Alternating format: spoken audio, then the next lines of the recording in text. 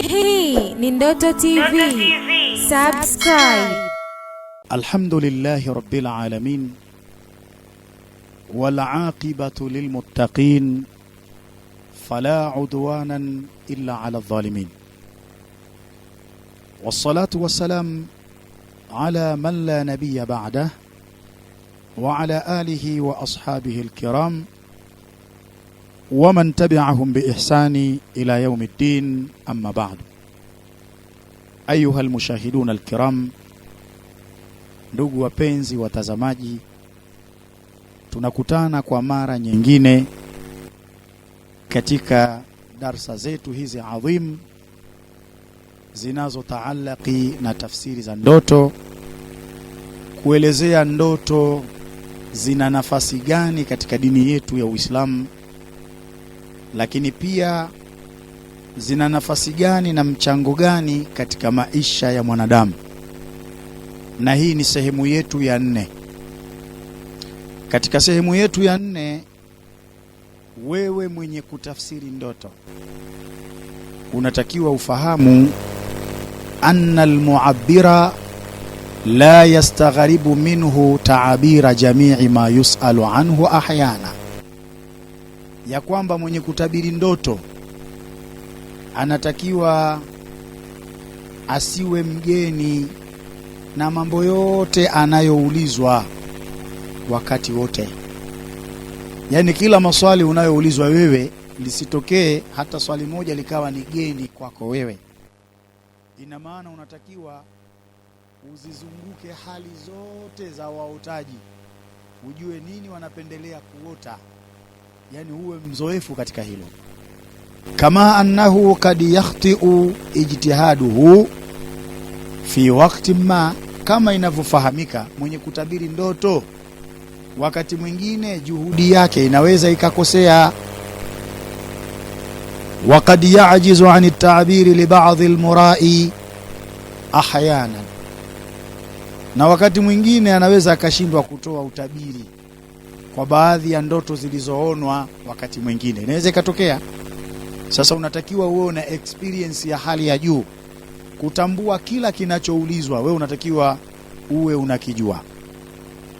Imekuja katika Sahihul Bukhari kutoka kwa Ibn Abbas radhiyallahu ta'ala anhu, na hii inaonyesha kwamba uwe na experience ya kujua maswali, lakini pia hii inatuthibitishia kwamba usipokuwa makini unaweza ukakosea baadhi ya mambo. Sasa imepokelewa kutokana na Ibn Abbas radhiallahu ta'ala anhu, na hadithi hii ameikhariji Imam Bukhari, annahu kana yuhadithu, ya kwamba yeye Ibn Abbas alikuwa akiwahadithia watu, anna rajulan ata an-nabiy sallallahu alayhi wasallam, ya kwamba siku moja kuna bwana alimwendea Mtume sallallahu alaihi wasallam. Alipofika katika hadhara ya Mtume, bwana huyu akasema, inni ra'aytu al-lailata fil manami, hakika mimi nimelala usiku wa kuamkia leo ya Rasulullah, nikaota usiku kivuli tantifu samna wal asala, kivuli hiki kinatona samli na asali. Yani bwana huyu amelala usiku akaona kivuli hicho tantifu samna wal asal, kinatona samli na asali. Fa ara an-nasa yatakaffafuna minha, huyu bwana anasema nikawaona watu wanashindana kwenda kuikinga asali hiyo. Falmustakthiru minhum walmustaqillu, miongoni mwa hao wanaokwenda kuikinga hiyo asali wapo ambao walikuwa wanakinga nyingi na kuna wengine walikinga chache tu. Fa idha sababun wasilu min al-ardi ila samai, tahamaki ghafla nikaona kuna kamba ndefu inatokea ardhini inaenda mbinguni. Fa araka akhadhta bihi fa'alauta, nikakuona wewe ya Rasulullah umeishika ile kamba kisha ukanyanyuka nayo ukapaa nayo ile kamba ile. Thumma akhadha bihi rajulun akhar, kisha nikamuona mtu mwingine ameishika vile vile ile kamba. naye akapaa nayo ile kamba. Thumma akhadhahu rajulun akhar, kisha ile kamba akaenda akaishika mwingine. Alipoishika faala bihi, na yeye akapaa nayo ile kamba. Thumma akhadhahu rajulun akhar, kisha akaenda kuishika mtu mwingine. Fanqata'a bihi, ikamkatikia ile kamba. Thumma wusila, kisha ile kamba ikaja ikaunganishwa kwa mara nyingine, akapaa nayo. Huyu bwana anahadithia ndoto katika hadhara ya Mtume sallallahu alayhi wasallam, na ndio maana huko mwanzo nilisema hata Abu Bakari aliwahi kutafsiri ndoto mbele ya hadhara ya Mtume sallallahu alayhi wasallam, kuonyesha kwamba ndoto ina mchango, ina nafasi katika dini yetu ya Uislamu, lakini pia inayo nafasi kubwa katika maisha yetu. Sasa huyu bwana alipomaliza kuhadithia hii ndoto yake ya kuota kivuli kinatona asali na samli na kamba ndefu inatoka ardhini na kwenda mbinguni, Mtume akaishika akaenda nayo, kisha akaja mtu mwingine akaishika akaenda nayo, akaja watatu akaishika akaenda nayo, mwingine ikamkatikia lakini ikaunganishwa akaenda nayo. Sasa huyu bwana alipoomba tafsiri kwa Mtume, faqala Abu Bakar akasema, ya Rasulullah, biabi anta wallahi latada'ani fau'abbiruha, ewe Mtume wa Allah, nimtoe fidia mzazi wangu, baba yangu, kwako wewe, ninakuomba uniachie ni tafsiri mimi hii, mbona naifahamu ya Rasulullah. Faqala an-nabiy sallallahu alayhi wasallam, Mtume akasema, abbirha, itafsiri. Akampa ruhusa itafsiri.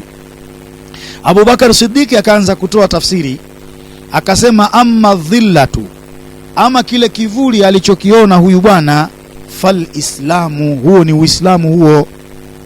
Amma alladhi tantifu min al-asali was-samni, ama kile kilichokuwa kikitona asali na samli kile, fal Qur'anu halawatuhu, hiyo ni Qur'ani, utamu wake. Utamu wa Qur'ani ni kama vile asali na samli. Fal mustakthiru min al-Qur'ani wal mustaqillu, basi miongoni mwa masahaba wapo waliohifadhi Qur'ani sana na wapo waliohifadhi Qur'ani kidogo. Wa amma sababu alwasilu min as-samai ila al-ardhi, na ama ile kamba iliyokuwa inatokea ardhini kwenda mbinguni wakawa wanaishika wanapaa nayo, falhaqqu alladhi anta alayhi, ni ile haki ambayo umekuja nayo wewe Mtume Muhammad sallallahu alaihi wasallam kwetu sisi. Ta'khudhu bihi faya'aliyaka Allahu, ndio ambayo umeishika wewe na Mwenyezi Mungu amekupandisha kupitia haki hiyo. Thumma ya'khudhu bihi rajulu min ba'dika, kisha haki hiyo atakuja kuishika mtu mwingine baada yako, faya'alu bihi, nayo itampaisha. Thumma ya'khudhu rajulun akhar, kisha haki hiyo atakuja kuishika mtu mwingine, faya'alu bihi, itampaisha pia. Thumma ya'khudhu rajulun akhar, kisha atakuja kuishika mtu mwingine, fayanqati'u bihi, itamkatikia. Thumma yusalu lahu, kisha itaunganishwa kwa ajili yake yeye, faya'alu bihi, nayo pia atapanda nayo ile kamba kwenda mbinguni. Fa akhbirni ya Rasulullah, kisha Abu Bakar akamwambia Mtume, naomba unieleze, asabtu am akhta'tu, kwenye tafsiri hii nimepatia au nimekosea? Mtume sallallahu alaihi wasallam akamwambia, asabta ba'dhan wa akhta'ta ba'dhan, kuna baadhi umepatia na kuna baadhi umekosea. Abu Bakar Siddiq akamwambia Mtume, fa wallahi ya Rasulullah la tuhaddithuni billadhi akhta'tu, ninamuapa Mwenyezi Mungu, ewe Mtume wa Allah, utanihadithia kile nilichokikosea. Mtume akamwambia, fala taqsimu, usiape bwana. Nini tunachojifunza katika darsa hii? Tunachojifunza, mwenye kutafsiri ndoto anatakiwa azijue hali zote za wale wanaota, na ajue maswali mengi yanayoulizwa kuhusiana na ndoto, kwa sababu ndoto si jambo dogo, ni jambo zito, linahitaji ilmu na kuyajua maswali mengi, kwa sababu unaweza ukajitahidi ukakosea, kama ambavyo Mtume sallallahu alaihi wa alihi wasallam alipomwambia Saidina Abu Bakari, asabta ba'dhan wa akhta'ta ba'dhan, Kuna baadhi umepatia, lakini kuna baadhi umekosea. Ndoto zina nafasi katika dini yetu ya Kiislamu, lakini pia zina mchango mkubwa katika maisha ya mwanadamu. Usipuuze ndoto. Ukiota ndoto, uliza, tutakutafsiria, tutakupa na ushauri. Kikubwa zaidi ni kuandika comment kwenye chaneli yetu ya Ndoto TV Tanzania pale chini.